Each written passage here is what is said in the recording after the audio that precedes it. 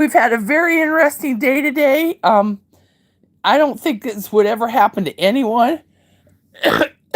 Um, I ended up calling in to the doctors to see if there was any medication that we could take for coughs and sore throats and stuffy noses and stuff like that. And the nurses said, Sherry, you need to come in because if you have pneumonia, they have to treat you for pneumonia.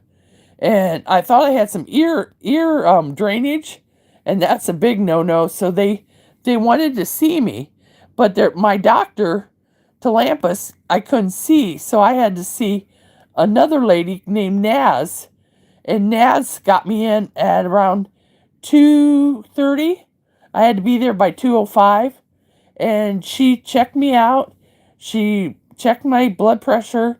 She checked everything, and she said she thinks that my illness is dealing with RSV possible, or COVID possible, or the new influenza A.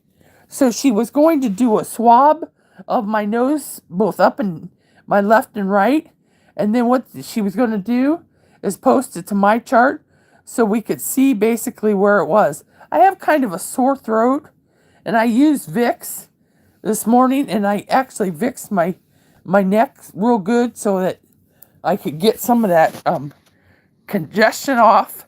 Now, when I got home from the hospital, I took Robitussin DM, and that kind of helped, but it still gives me the cough. The cough is still with me. Well, that isn't the only thing that happened. So as my son takes me up to see Naz, he takes me to the restroom, and I went to the restroom, and he said, Mom, I'm just not feeling right. Just something was really acting up. And he said, I don't know what it is, but he says, I'm clammy, I'm cold, I'm achy. And he says, I don't know what's going on. And I said, well, honey, I don't know either. He said, just let me sit here for a while and just breathe. And I thought, okay, I will. So I watched him, and the way he was breathing, it just scared me because he went,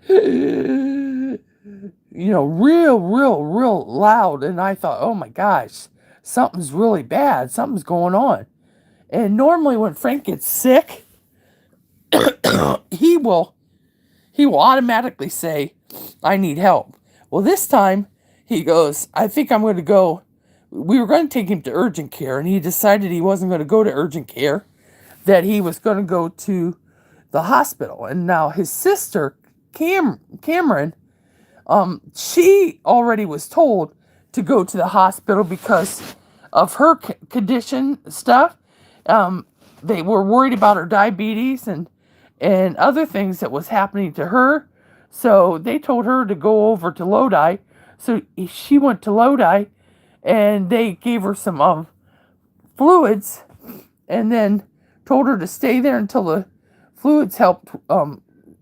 She was dehydrated. So that was the other thing. And then I sat in the car with Frankie. I was panicked because I told Frank I could try to drive. He goes, Mom, you can't drive. You haven't driven for 3 years. And I said, well, if I had to, I would make an effort to try. And he said, no. He said, I don't think you can. He said, I'm gonna get us to Lodi, and I'm gonna go in, and we'll get someone to come pick you up and take you home, and then he will get checked at Lodi. Well, he never made it to Lodi. He finally said, and for him to say this, he goes, I'm going to go to Worcester Emergency Department over at the hospital. And I thought, oh my God, that's odd for Frank. He would never say that. So when he said that, I thought, okay. So he went over, and he felt like he was going to pass out. He just didn't have the strength or energy, and he felt like he was going to pass out. And he kept saying, Mom, I'll be okay. They're going to take care of me. I know that. They'll take care of me. But I worried because for him to say he's sick is very odd. Very odd. So once he got in to the emergency room, they put him in a room, and automatically, he was just out of it. And Shannon went in and to check on him. And for one time he says, don't leave me. Don't leave me. Stay with me. He says, I'm afraid I don't know. I don't know what all they're saying, and I'm afraid I'll say something wrong. Stay with me. And Shannon had to take me home, or she could have stayed with him, but it scared her so much because of the way he was talking. He was kind of out of it. And then when they ran the test, they did blood work and they did x-rays. They did determine that he had influenza A, which is very contagious. So he had to be very careful with that. And they put oxygen in his nose to help him breathe. And he's got to have a CPAP in the evening to be able to go to sleep. And when he takes this influenza A, he found out that he was really severely dehydrated to the point he drank, and I don't exaggerate, 5 glasses of water and grape juice over at the Cleveland Clinic. And he still wasn't getting enough. And I was trying to get him. We stopped at Dunkin' Donuts and we got some 50 munchies. And he bought a donut, and he wouldn't even eat his donut. And he wanted lemonade so bad. He said, I'm going to drink the whole thing. I said, go ahead, drink the whole thing. Well, he wouldn't drink it. Well, when he got in there, they ran some blood work and they found out that his sugars were 300. So with all that sugar stuff that was added to his system, it wasn't very good. So like I said, he was really, really, really sick. And like he's waiting right now. It's going to be over an hour, but he's waiting now. He didn't want to be.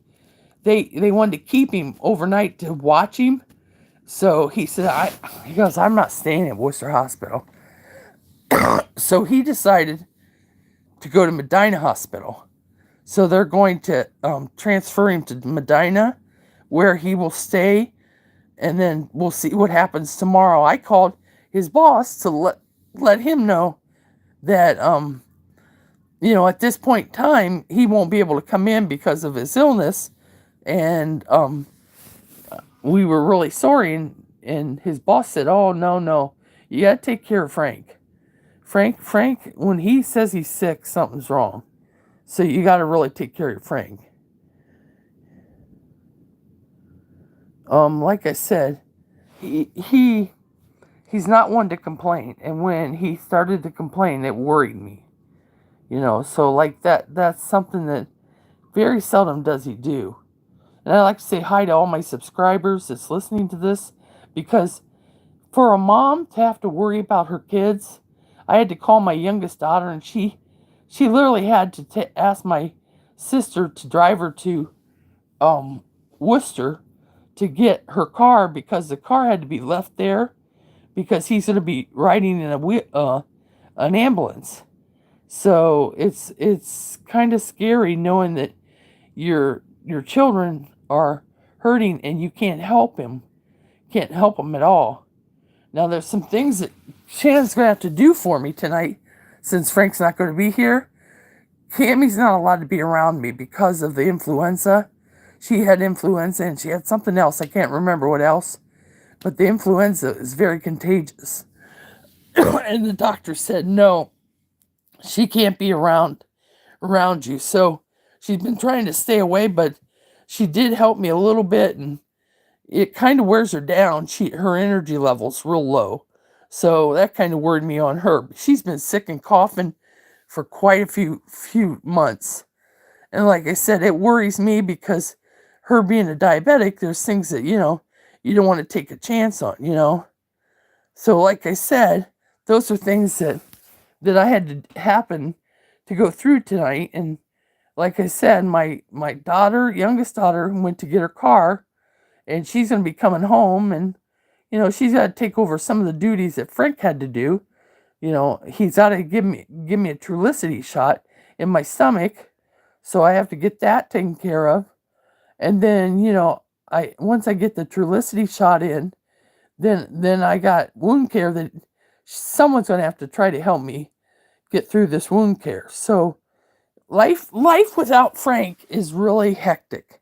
And it's things that I didn't realize that we go through. And, I know a lot of people go through the same thing, but it's scary knowing the fact that, 1 minute he's there, next minute he's not there. So like I said, it's hectic and it's scary. So take care of your kids. When they say they're sick, take them in. Don't hesitate. Take them in. Tell them that, let's see what's happening. And like I said, it's a personal story that I wanted to share because, just like dealing with people, some of the nurses over at the place that Frank was at they were real nice, but there were a couple that were not as nice. And like I said, when you don't feel good, you become grumpier. And I know that for a fact because I become very grumpy when I got people that's not very nice. You got to show a little compassion. And a lot of times people don't show compassion. They get really, really mean. And like I said, Frankie he couldn't handle that. He's thinking about turning one of the nurses in because of her disposition and attitude. So like I said, it's something that you think about. Like I said, I called his boss, and his boss said, "Tell Frank to get better. Don't hesitate to, you got to get better and get so you can come back to work and feel good, So, bada bing, bada boom. See ya."